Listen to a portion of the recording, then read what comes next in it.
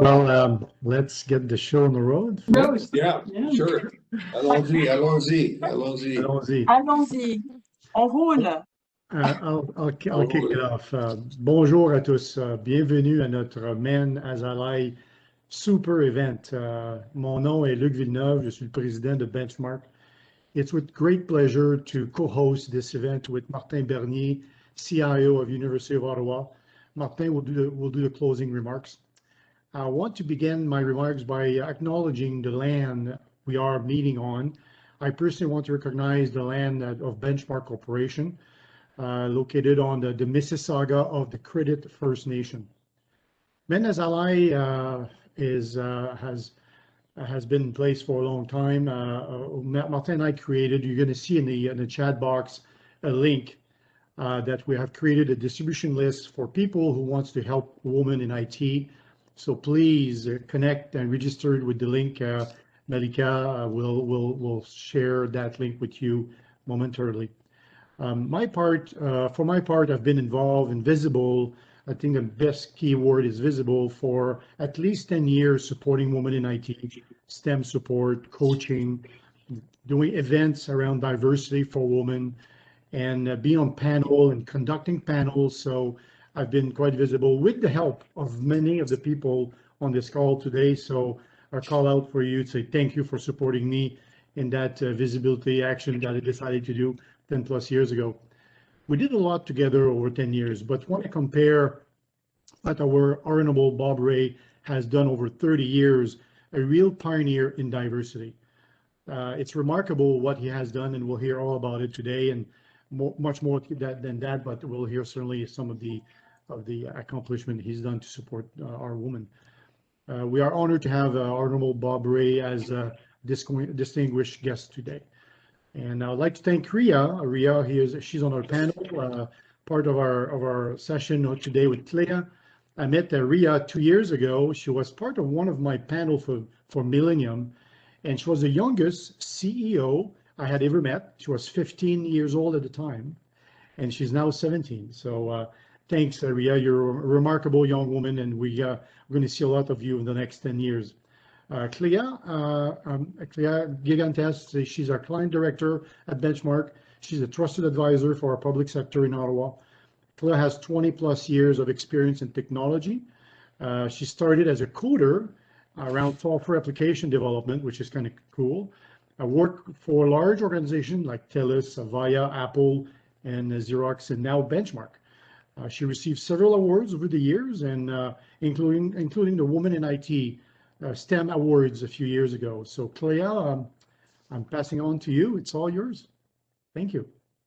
Thank you, Luc. Bienvenue à tous. Good afternoon, everyone, and welcome to Better and Stronger Men as Allies Fireside Chat.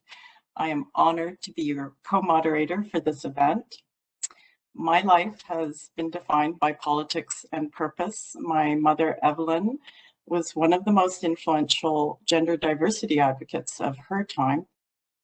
We're here to discuss men and allyship today. Bob, you were an extraordinary mentor to my mother and to many people I know. With a scholarship at 16 years old, I'm going to get a little emotional. My mother attended Carleton in poli-sci, and she started her career as a journalist. And she rose from the CBC to politics as the MPP for Ottawa Centre, and then inherited the largest portfolio as provincial health minister in Bob Rae's outstanding cabinet of 11 women at the time. He was a trailblazer. Mom was influenced by many, Marion Dewar, Michael Cassidy, former UN Ambassador Stephen Lewis, all dear friends, all people who influenced my family in many ways. Rosemary Brown. I'm delighted and honored to be here with my co-moderator, Ria Karamanchi, who has packed so much achievement in her 17 years. Ria, did you want to share a little bit about yourself today? Sure. Thank you so much for such a lovely introduction, Clea, and it's so nice to meet everyone. My name is Ria, and I'm the founder and CEO of Smart Cane. And it started a few years ago when I was at my friend's house one day, and her grandmother had visual impairments. And there was a lot of issues with the current white cane, and I was inspired to start Smart Cane to help improve mobility and navigation for people that were visually impaired through technology, like object detection, GPS navigation, and also computer vision to help someone get from place to place faster. So being a young person in the health tech industry and starting a company wasn't easy in the beginning, but I'm so grateful for all of the support and help from the community, Luke, Benchmark, and everyone. And if there's one thing that I learned in this journey is that your age and gender shouldn't be a barrier to success and driving an impact. And Bob, you inspire me so much by all of the work that you do in spearheading this change, and I'm so looking forward to the conversation. So it's an honor. Thank you for being here. Thank you, Ria. It is my distinct pleasure to introduce the Honorable Bob Rae, Canadian Ambassador to the United Nations. I have memories of gatherings at the Grays, academics and politicians and journalists in Ottawa. I grew up in that circle. I am inspired by Bob, our remarkably accomplished guest, who had incredible courage and ability as a champion for equality and social justice, who stood up for human rights and policy and encouraged representation and, more importantly, legislation that was passed that reflected equal pay, LGBTQ rights. This had a significant influence on my life, both personally and for call to action. Bob Rae is the former Premier of Ontario and former interim leader of the Liberal Party of Canada. Between 1978 and 2013, he was elected 11 times to federal and provincial parliament. And I know dear Uncle Senator Phil, who you defeated in 1980, is applauding your new status. I know it's a busy time at the UN right now, and we are very privileged, feel privileged you've taken the time to share your inspiring journey as a male ally. Ria, I can't wait to start a discussion. Welcome, Bob. Thank you very much. Okay, Thank you so much. Over to you.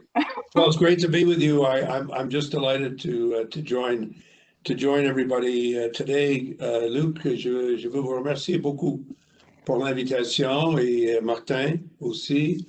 The University of Ottawa is very dear to me. I didn't go there, but I've spoken at more events at U of O than I can remember, and I'm delighted to be able to join your audience today. Clay, your mom, of course, such a powerful presence in my political life in Ontario, and really appreciate your generous words and your kindness in your description of me. Not sure I fully deserve it, but I'll take it, because when you've lived as bumpy a life as I have lived politically, any words of praise are welcome. And I put them in my pocket and run away. I'm just delighted and really looking forward to this conversation. And I hope it really will be a conversation. And finally, I want to just say a word about the most intimidating person I think I've ever met. And I've only met her virtually now today, and that's Ria. I listened to your accomplishments at the age of 17, and I'm just awestruck and really pleased to meet you. And I think you could probably teach me a lot about how you get there and how you've just been able to move ahead, because I think it's wonderful to see that accomplishment and that ability to contribute to other people, and such a wonderful generous gift that you've shared with all of us in not only the company that you built, but the things that you're doing. So I'm really looking forward to this chat. I'm delighted to have a chance to be with all of you and to answer as fully as I can the questions that you're going to ask me. And I'm always terrified, but not right now. I'm fine. I'm good. Thank you, Bob. Before the discussion begins, I just wanted to point out we can, for questions in the Q&A, we will accept questions after. So Ria, over to you. Sounds good. First of all, thank you so much, Bob. And it goes both ways. I'm so inspired by you and all of the amazing things that you've done. And I particularly admire how you've always been so ahead of your time in promoting diversity and gender equality. So what was like the defining moment that pushed you to advocate for women as an ally? I'm not sure there was one. I think there were a bunch of moments in my life. I think my mother had a huge impact on me, but not just my mother, her mother and my father's mother were very present in my life for a long time. They both lived to a great age. Their husbands did not, but they did. And their example wasn't anything that they said or did. I think it was their example was very important. I think I had the benefit of going to an international school when I was a teenager, and that had a big impact on me. And it's hard to describe the 60s to people who weren't there, but what was exciting about it was that assumptions changed. And I had the benefit of many women friends, not like girlfriends necessarily, although I had girlfriends, but women friends who were so smart and so engaging and so much ahead of where everybody was, that you could only assume equality. You couldn't assume anything else. I mean, it didn't make any sense. And they came from many different cultures and many different religious backgrounds. And so I that had a big impact on me. And I think as I age and I come back to the UN now, I realize that it's a very powerful assumption here. Although I have to say, at the UN itself, it's these issues are very alive, and we'll get to this, I hope, later on in the conversation. And of course, there's books you read. I remember when I was a teenager in Geneva, one of our assignments was to read Simone de Beauvoir's The Second Sex in English and in French. So you would read it in English and you read it in French. And that was an incredible assignment. I think ahead of its time. This was like 1965 or so. And our teacher, a woman, was just said, "You read this all," and we discussed it as a class. It was very much a class discussion. And it was really interesting because she brought out a lot of, challenges in different cultures about how women are treated and how women are seen.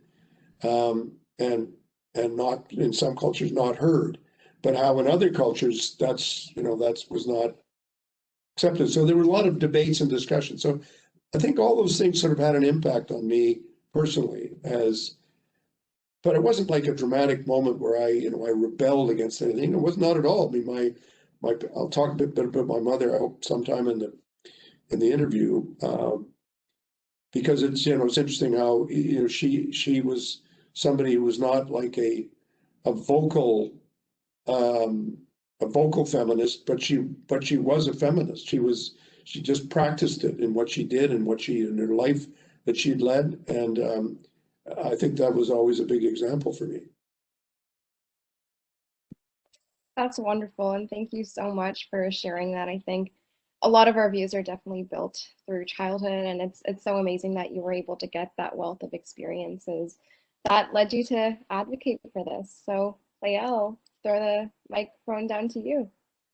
I had that book too, Bob. I had that book with Noam Chomsky at the same time, Simone de Beauvoir.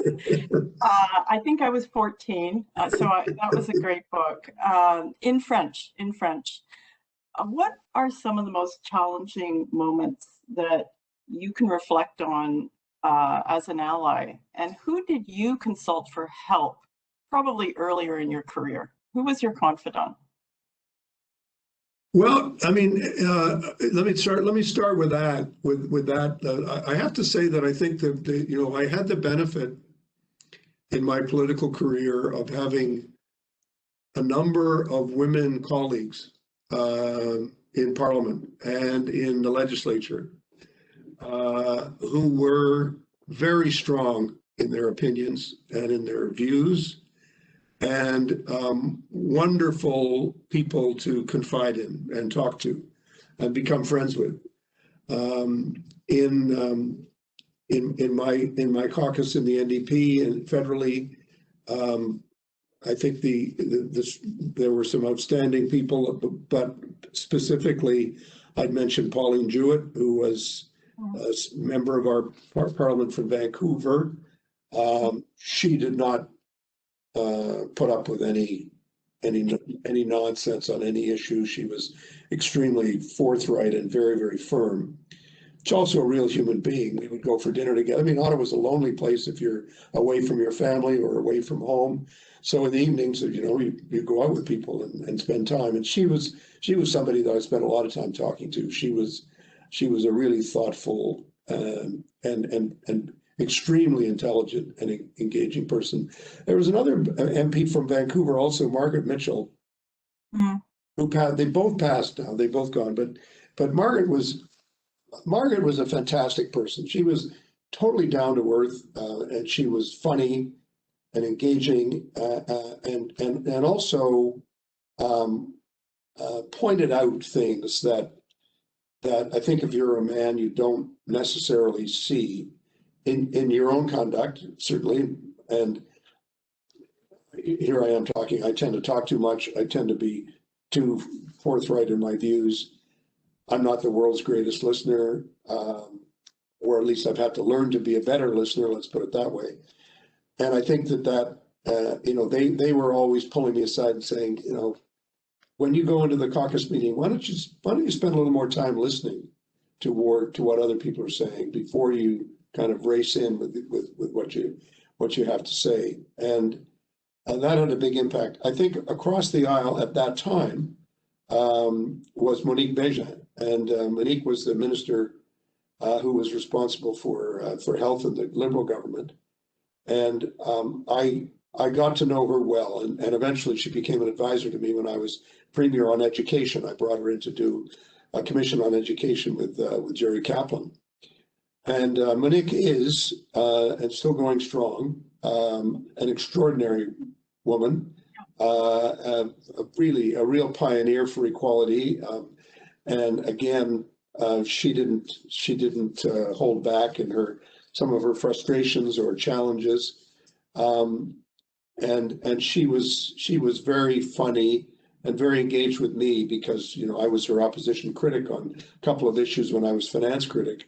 And she was good. She'd take me aside sometimes and said, she said, well, you're coming on really strong. You really, do you know how much progress we've made on this and how much more we have to go? And, this is going to be a long battle and you've got to stick with it. So she was great. And I remain, she still writes me and I talk to her on the phone and stuff. She's a great person. She's a wonderful example. Thank you, Bob. Ria. Yeah, and some of the women leaders that have inspired me a lot have definitely been Malala and my mom, because they always inspired me to take action when we were in the face of a problem. So were there any women that inspired you and why? Yeah, I think I mentioned my mom. I'd have to say my mom was and is. She's passed now. She lived to be 100, but she inspired me my whole life, and she nurtured me and encouraged me and loved me very much. And that was I had the benefit of having unconditional love. And all the psychologists say that if you get that from somebody in your life early on in your life, it has a big impact, and it's very true. Her father died when she was 15. She was the first woman in her family to go to university. She went to Cambridge University in England as a young woman. She met my father, who was a university student in Europe, and they met, and then as the war was breaking out, she came to North America to meet him and to get married, which was, when you think about it, pretty amazing thing to do. The boat that she was on departed before the war broke out, and then it arrived after the war broke out. And the other ship that she came over that was going at the same time was sunk by the Germans. So she'd tell you these stories, and you'd say, "Holy smokes!" And she'd just say, "No, that was the war. It was the war." But the point that I want to make is, she was somebody who really practiced equality. The relationship that she had with my father was a very loving one. It was not a submissive one, and it was one where you knew that it was a very equal partnership, and that's how they operated, and that's how it worked, and that had a big effect on me. I mentioned my grandmothers; they're very different in their own, but equally powerful women. Both lived for a very long time after their partners passed, and were not women of great wealth, and did an amazing amount to nurture their families, to put them first and to give them a chance to grow, but also was an indomitable spirit. And a couple of things. My father's mother's name was Nell, who lived to be 107. I'm pretty sure Evelyn met her, because she used to come to campaign events even when I was running for premier. She was pulled out of school when she was 12 years old by her father, who believed that women should not get educated past the age of 12. And she grew up very poor in Scotland, and then she met her husband, married, came to Canada. And when I met her, she was, and got to know her, she was, still telling me this story about how it was so unfair that she didn't get to go to high school or to secondary school, and didn't even get a chance to think about going to university. And I think that's a really special lesson for me, is the importance of genuine equality and in opportunity, and also, frankly, the hunger that she had for knowledge, the hunger that she had for reading, and that was I just grew up with that, knowing that, and I'm thinking to myself, how unfair is that this, that Granny couldn't go to high school, and I think, even now in many cultures and many places, people say, well, girls are, we have a fight for girls' education in refugee camps. We have a fight for girls' education in many countries around the world, and so many issues. And I'm hearing, sometimes you hear the same kind of patriarchal views being expressed, even on the floor of the General Assembly by men. And you just sort of say, man, when are you going to, get with the program here? And sometimes people are quite taken aback and said, are you getting into an argument with another ambassador? I said, absolutely. I said, these things are fundamental. I mean, and I think that's an attitude that we have to have, is that, we really got to just say that there is no room for that kind of prejudice. I also have to say that my mother, I don't even know if I've ever told this story before, but a very good friend of my parents was gay. I didn't know it at the time. But when I first met him, I didn't know it, but as time went on, I figured it out. And no, he didn't tell me anything, or didn't tell me, didn't. But when I look back on it now, I can remember my mom saying to me at a certain point, because this man was a very, very close friend of theirs, and she said, "You know that John is a homosexual." That's what they said in those days. And I said, "No, I had no idea." And she said, "So when people say things that are nasty about people who are homosexuals, think of him and ask yourself, is he a bad person?" And I said, "No, he's a wonderful person. He's a great friend. He's very kind. He's a very giving, thoughtful, kind man, and he's a real friend." And she said, "Yeah, so remember that." And I have to say that had a powerful impact on me, because I never thought of my parents as being reactionary or like avant-garde progressive. They were kind of just open people. But that had a big impact. And you got to remember that would have been a conversation. I would have had that conversation in the mid 1960s, where in high school, nobody came out. Didn't happen.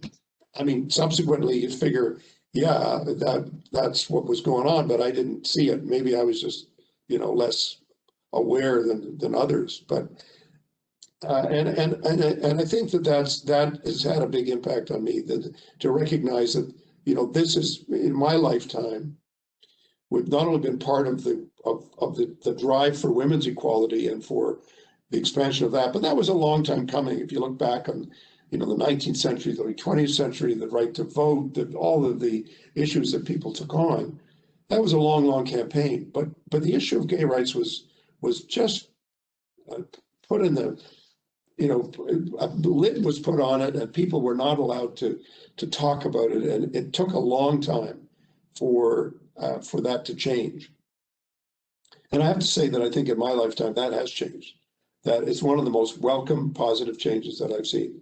And it's something that has made me much more determined to kind of push back when people say, well, these are sensitive issues. And I said, no, it's not a sensitive issue. It's just an issue for you. It's not an issue for anybody else. And the price that people pay for not allowing to be themselves, for not allowing to express themselves publicly and to celebrate who they are in a way of total openness, I think it's one of the most positive things that's happened in our society. We've relieved so much pain and anguish, and yet there's still so much out there because of the cultural pressures that are there, despite the political and legal changes that we've seen. But globally, the fight for this is very much in play. There are a lot of countries in which it's still a crime to be a gay person. Gay sex is criminalized in many, many, many countries.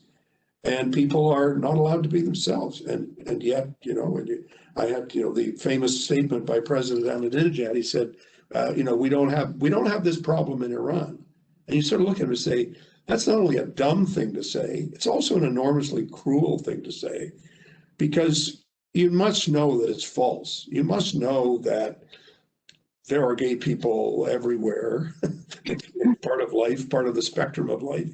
And if you deny that, then you're into a very bad space. And I felt more comfortable in my anger and my advocacy than on that issue than ever before. I've seen a lot of this change happening, and it's just been heartwarming to have these open environments where it's okay to be on any end of the spectrum. And right.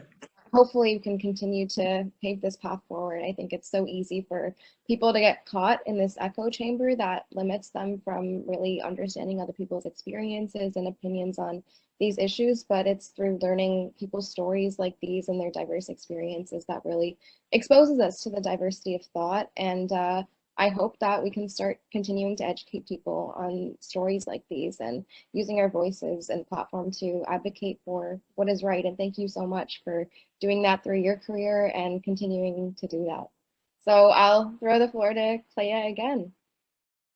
Yeah, thank you, Bob. I just wanted to add to your personal and powerful statement, because as you know, Mom was a big advocate for LGBTQ, and there was a lot of hate directed at her, at our family.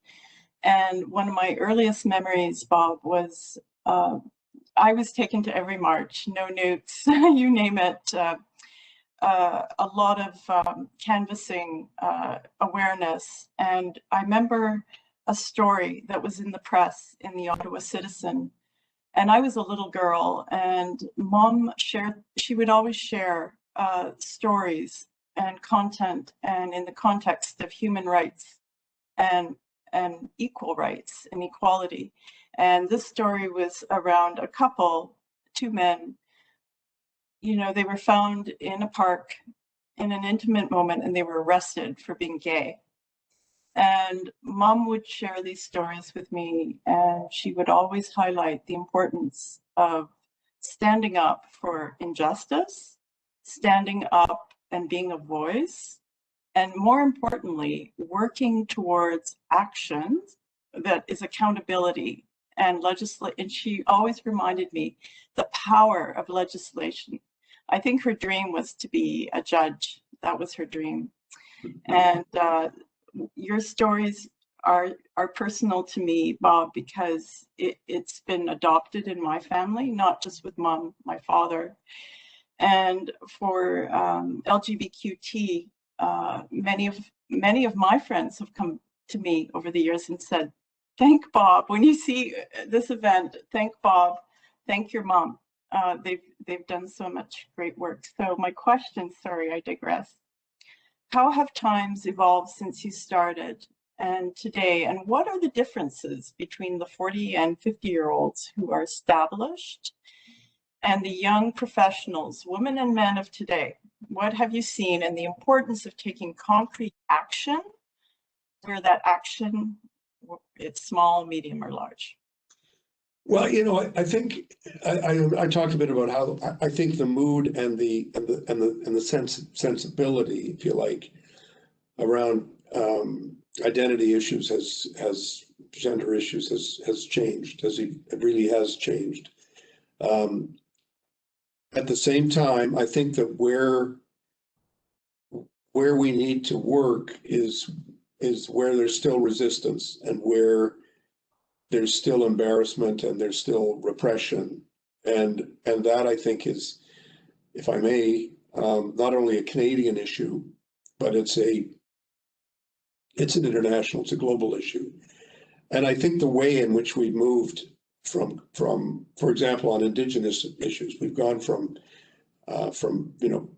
intense repression to paternalism to completely inadequate responses, to people realizing there's much more to be done, and then realizing these are global issues. So we now have the UN declaration. So that's changed. We discussed for 2 weeks. We discussed here at the UN and the workings of the UN. We discuss Indigenous issues globally. And for me, it's been an incredible year of expanding my learning and awareness and talking to my colleagues from Latin America and from the United States and from New Zealand and from South Asia, and all over the world. People are recognizing, coming to grips with these issues of repression, of identity, and what that means, and how we have to respond to that, and how we have to be more aware of the universality of these rights, and aware of what it's going to take to overcome the resistance to recognizing them. And I think that's such an important part of life today, is really recognizing the dignity in other people and not stereotyping them, not cataloging them, or not just putting them with a label on their head, and saying every person has got a story, and every person has got a right to be themselves, and every person's got a right to their own identity. Everybody's got a right to be a citizen of somewhere. Everybody's got these rights, which I think are really quite fundamental to being human. And so we when you say what's the difference is, I think what I've just said is more broadly accepted in many countries than before. But I have to say, thinking globally, I don't think it's quite there yet. I would also say that this may not be right, but I think it's partly right, is I think in terms of some basic premises around equality between women and men, we've actually made some significant changes legally and in terms of legislation. I mean, if you were to compare the legal situation of a woman in Victorian England with what it is like today in England, you'd say, oh, that's a big change, that's a big difference. But if you were to compare those rights in Victorian England to the rights of many, many women in other parts of the world, you say, well, actually, we haven't advanced equality anywhere near as much as we would like to think that, that we have. But I think in Canada, the challenge is how do we broaden the campaign for equality to really look at all forms of inclusion? And that obviously includes, other, issues around sexuality and identity, but it also includes issues of race, issues of indigeneity, how we respond to all those things. And I think there's some people who say, whoa, I can only do one revolution at a time. Hold on. And you sort of say, no, sorry, this is a relentless train coming. It's not going to go away. And it doesn't mean that women's rights are less important. It doesn't mean that, one set of rights has to take a back seat to another. It just means our hearts have to be full of what it means to be an equal part of our world. And that means battles and fighting and we don't get rights without fighting for them. They're not just given to you on a platter, because people with power don't want to give up that power. So there are going to be conflicts about those issues. My sense is, and this is like not scientific at all, my sense is that there's a greater, I think, awareness among millennials of how the fight is still going on. And it's partly also an economic fight now because of the gap between rich and poor, but also because of the gap between older people and younger people. There's lots of gaps there that we have to pay attention to and understand that these fights are by no means over, and that we really have to recognize that the challenges are still there. Things are better to some extent. It's easier to talk about some things than it was 50 years ago, but it doesn't mean we've solved the problems or that the fight's over. Not over at all. Thank you, Bob. Ria. Yeah, and I love how you said that, and I think that we've come so far and it's amazing, but we still have a long way to go. And part of paving that path forward comes with understanding the current roadblocks in our way. So through your work at the UN, I know that in countries like around the world are far different from Canada in some cases, but are there any barriers that you think are standing in the way of reaching parity in both Canada and internationally that you were able to get a clear insight of in like the last year or so and throughout your career? Well, I think I'm learning. I mean, I hope I get a chance to serve here for a while so that I frankly learn more and be more assistance to people as we go forward.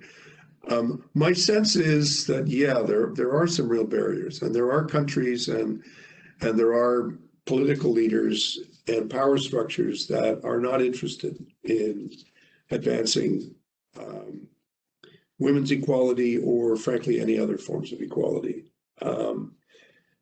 And they're for a variety of reasons. Some of them are religious, cultural, ideological. Some of them are because they don't want to share power, and people have sometimes a very traditional view of what power structures should be like.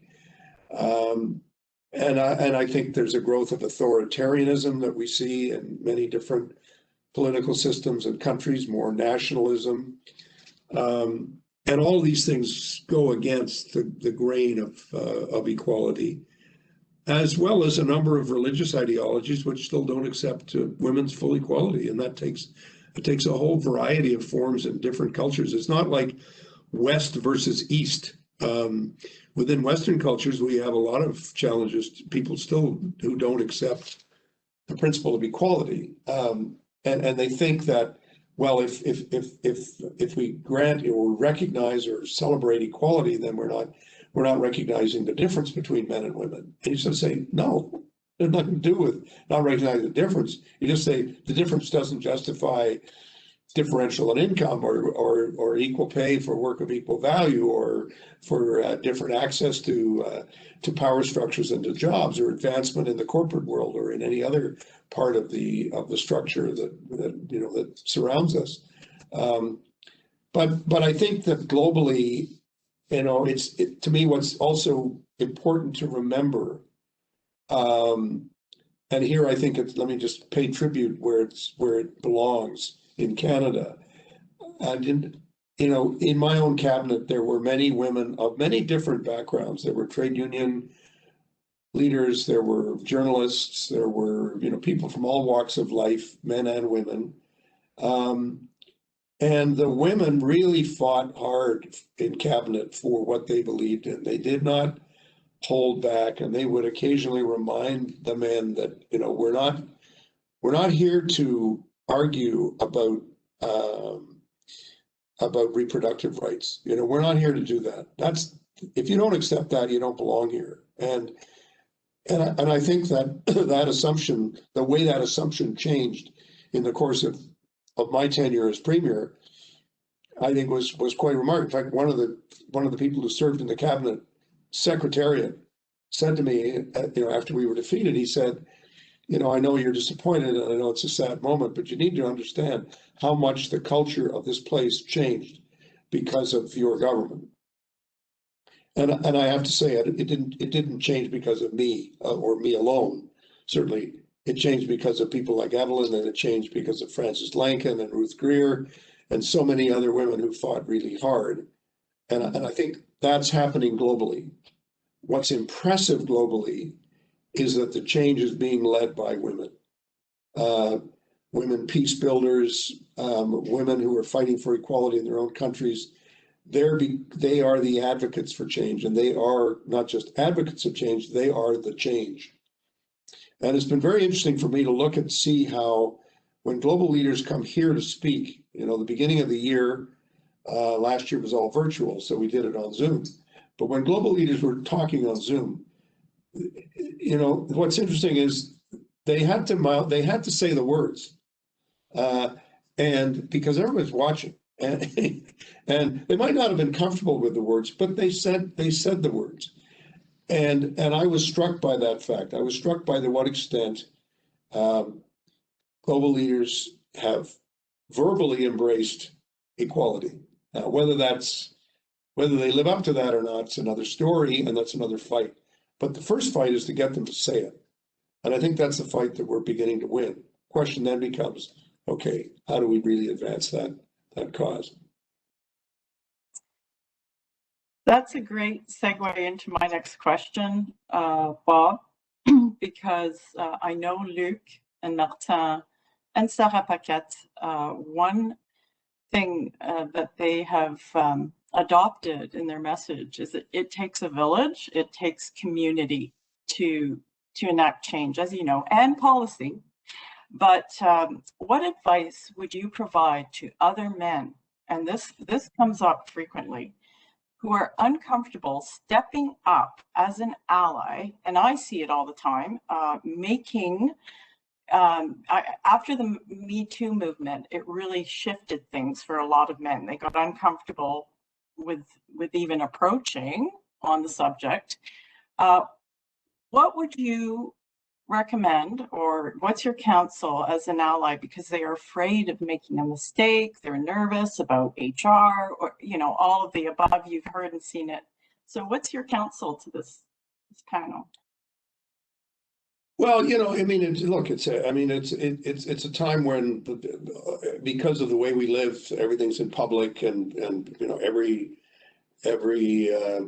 mistake one has ever made can be thrown back at a person, and so you say, well, I'm not going to do anything or anything else. I think that's wrong. I think to me the thing to remember is that when you say you're an ally, what it really means that the thing that men have a hard time doing, I think, this man does, I think have had a hard time doing, is sharing. Is actually saying, I don't need to take center stage here. I don't need to be the one who's pushing this forward. I need to do more to encourage others to do it, and that includes men and women.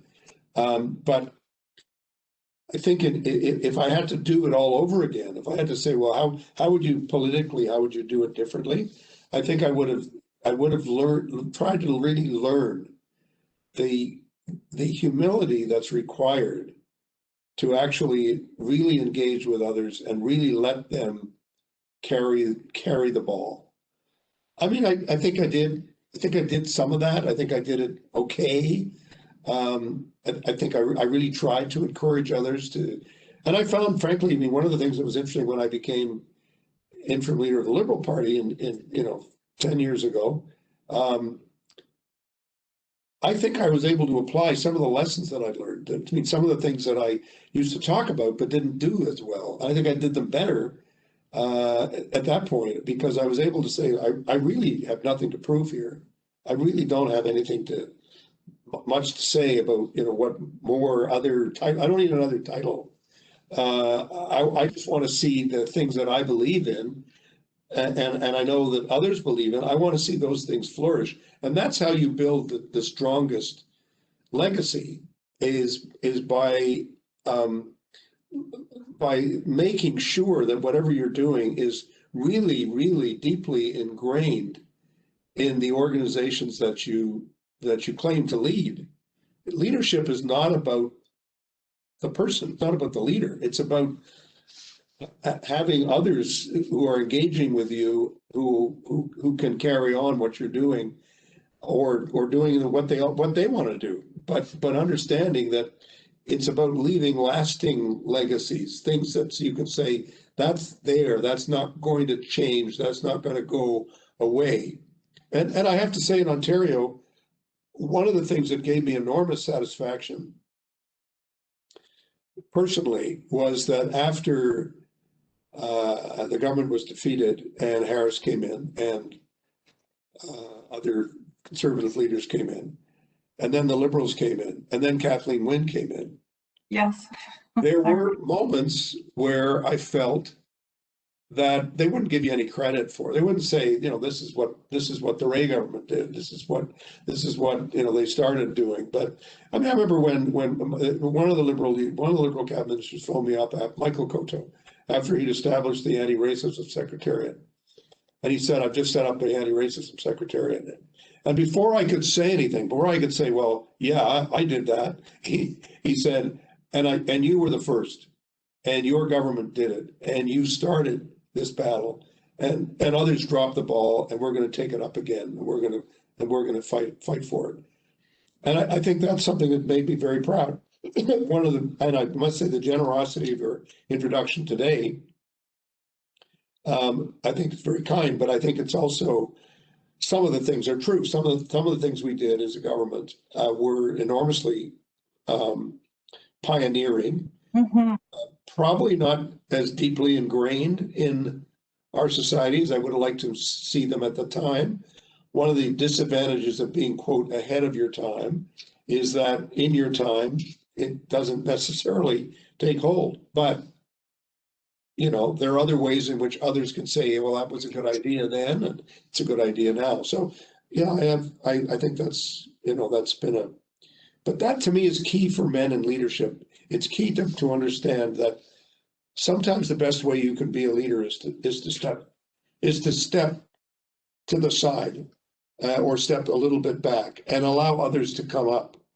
And that, I think, is one of the real signs of leadership is developing allies and people who can go forward and they will, they will do it their own way.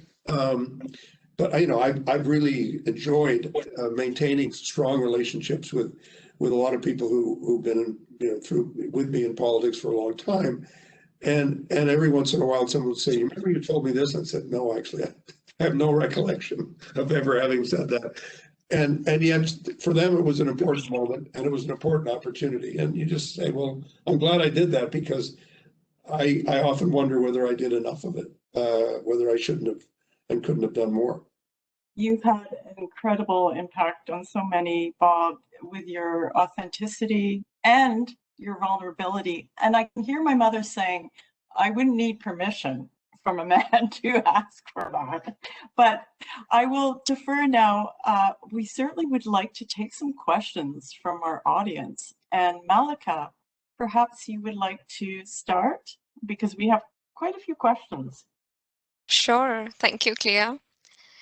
I'm Malika Kumar, Channel Marketing Lead at Benchmark Corp. It's an immense pleasure, Bob, to meet you. It was an honor to spend the last hour and hearing and illuminating insights about your experience. So here are a few questions from our audience.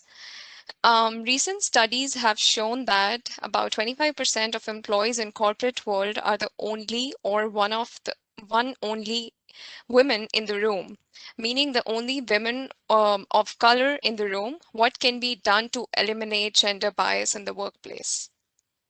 Well, I mean, the first thing we do to eliminate gender bias and race bias in the workplace is to admit that they're there. I think that to me is the first test. With this whole discussion about systemic racism, is there such a thing as systemic racism? Or if there's such a thing as the systemic bias against women?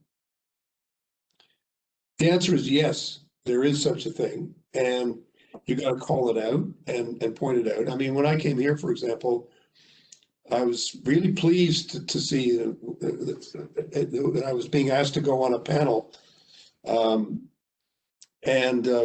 my deputy at that time, who's now left, and she's gone on to another job, but she said, Bob, you can't go on that panel. I said, why not? She said, because it's all men. We have a policy here. We don't do manels. We do panels.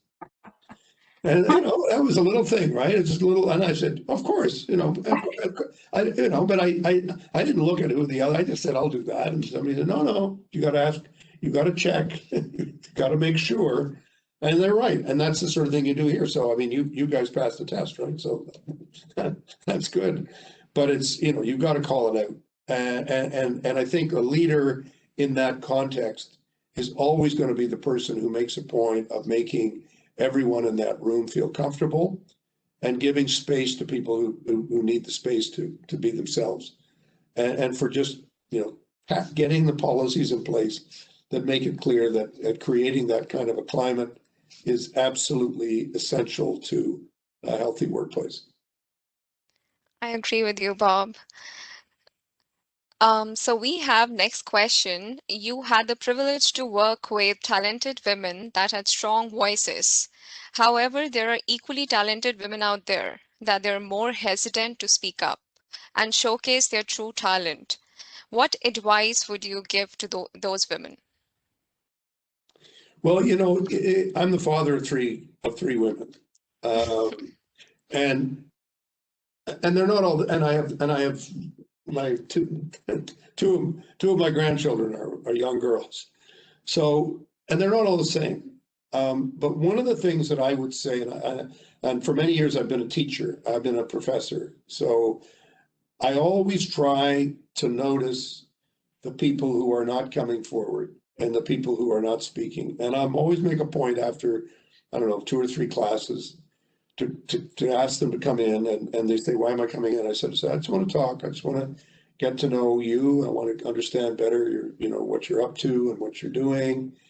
And then I'd said, I've noticed that you haven't been talking a lot in class. Well, people would say, I'm not sure I have much to add. I'm new to this. And I'd say, please take space, take stage. We will make stage for you and place for you. And it's really important that you try. And that is, I think, really, really, really important to do. And I think somebody very smart said something to me once that has really stuck with me. First thing he said was, listen, listen, listen, listen, listen. Second thing is, start every sentence that you say at least thinking that you could be wrong. Always create a sense of doubt in your own mind as to whether what you're saying is right, because it could be wrong. And he said, and the third thing is, in your life and what you do, create the space that allows those first two things to really happen. So it's not just that you're listening yourself, but you're creating an environment where people are listening. And you're creating an environment where people are saying, I'm not sure about this. I could be wrong. And I think that's, you know, when he said that to me, it had an immediate impact on my thinking, saying, yes, that's right. That's the way one should do things. And I have to confess, I don't always do that. And I think it's, you know, I mean, even recently, I've come away from an evening with, you know, Arlene and I went for dinner with some people, always socially distanced, completely legal, appropriate, I can assure you. And you know, I come home and I said, that was a great dinner. And she said, yeah, but you know, you talked too much. You didn't listen enough. She I'm was right. I loved your answer. I feel that every man should be the strong ally like Luke, yourself, Martin, and everybody should advocate and give space and listen to what you've just said and implement this advice. And following to your conversation, like you just mentioned, you're a father of 3 women. So here comes the question, like, how have you ensured they feel empowered? Well, I mean, I would have to say that raising 3 women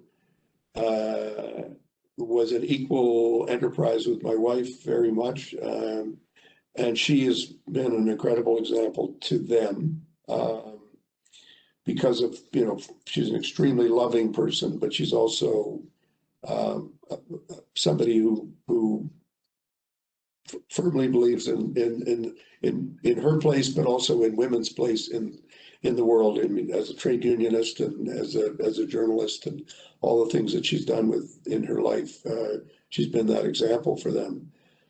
I hope I've always given my kids confidence and space and tried to encourage them in every way, knowing that, you know, they're going to be thinking for themselves, thinking differently.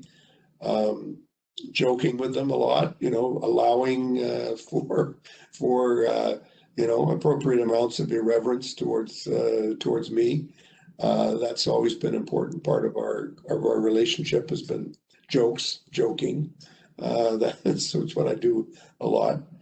And I hope that I've been able to show how proud I am of them, and how much I value whatever and however they choose to live.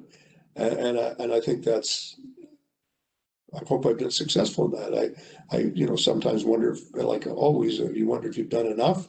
But I'm very proud to have, you know, have raised 3 very strong women who have great values, and I think are a great example to their children, and will be long after I've left the stage. Thank you, Bob. Thank you, Bob, for answering all those questions. There are many more coming in. We want this conversation going, but for now, I will give the stage to Clea. Thank you, Malika. Thank you, Bob, for sharing your vulnerability. And I'm going to defer now to Martin Bernier in closing to share his insights. Merci. Thank you. I guess we'll try to be on time. It's just almost on time already. So thank you for the open discussion. Thank you to be vulnerable in your discussion. So many key takeaways and powerful quotes. I will say to be recorded for our future ebooks regarding allyship. I'll share some of my notes. Thank you, Bob, to share about the impact of the woman in your life, but in our life in general, starting with our mothers. And I have some quotes. I took notes, like, for example, like challenge for as an ally. You mentioned I had to learn how to become a better listener. And I know it's coming back over and over. And I really like that quote. Also, the price the people pay of not being themselves. I think for me, that's also really powerful. Thank you, Clea, to share about your mom, about like standing up for justice. For concrete action, we need to work where there still be resistance. And I think for me, that's really clear. That's where we need to work. And we're not getting rights without fighting. So it's really, for me, it's really powerful quotes. And for me, the last one I really like, it's advice to other men. like learn the humility required to really engage with others. I think for me, if we keep, like for every man, if we keep that in mind, I think that will be really, really powerful. Thank you for that. I want to share very quickly about my own personal, like I've been on a very interesting and personal and very public diversity learning journey in the last 2 years. And my journey started with a small group of women. And I want to thank some of them. I need to mention Frances and Smitten and Diana Whitman, my executive assistant. They encouraged me to become like the first male ally at U Ottawa. That was amazing for me. The interest in diversity discussion was obvious. Like many others joined the journey at the University of Ottawa. I want to take several of them. Like there's Marianne, Lynn, Rosa, Yu Young, Martin Dubois, Rajesh, Emily, Ashta, Sophie. I'm trying to go really fast because like I'm looking at the time, but I'm really proud of that wonderful group. All these people have helped mature our discussion, knowledge, and more. They helped it to shape the call for concrete change in our workplace and our communities. I would like to personally thank the Honorable Bob Rae for taking the time today to share his story and his inspiration. Thank you very much. He was a diversity advocate before it was even a thing. That really realized when you were talking about 1965 and so on, and say, oh my God, that's like a long time. But it's a journey. One thing I'm realizing it's really a journey for everyone, and you share yours, and for me it was really amazing. You set the stage and the bar for what it really means to be a mentor or a sponsor and someone committed to concrete change. I want to say bravo and merci beaucoup.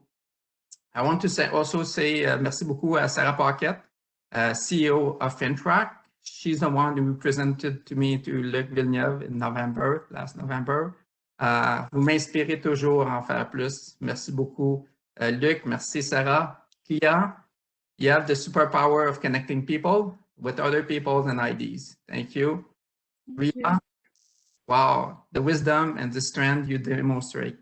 Thank you for ensuring that the diversity discussion is one that connects multiple generations. That's what you have done today. Thank you very much. Thanks, Malika, for the coordination of the session today. Alex in Minston and Diana Whitman, this is the powerful duo in the background. Don't underestimate the power of these two superwomen. They're always pushing and encouraging me and Luc of doing more and more and more. Every time that sometimes we want to slow down, they're still pushing. So thank you to push us. And it's really nice when Bob, you were mentioning also women in your life. That I think they were also pushing you at some point. So that's what Diana and Alex are doing in our life. Please feel free to follow up us on LinkedIn. You can follow up personally, but also we have two groups. We have Better and Stronger Men as Ally that you can follow up on LinkedIn, and there's also the Women Innovation Initiative at U Ottawa. You can also follow up. And final thank you to all of you for making the time in your schedule today. Bonne fin de journée. Wishing you all a great end to your day. Thank you so much, everyone. Getting a lot of messages from attendees. A great session, outstanding session. Thank you, Bob, for your time. Thank you, Malika. Nice to be with you. Thanks, everybody. Thanks, Claire, Martin, Luc, Ria. Thank you so much. Alex, great to be with all of you. Thank you so much for giving me this opportunity. Awesome. No more Mantle. Thank you for joining us. Thank you. Thank you. Nice to see you. Thank you. Nice to meet you. Bye-bye. Bye. Bye-bye. Thanks. Nice to see you. Thank you. À bientôt. Bye. Take care. À bientôt. À bientôt. Merci beaucoup.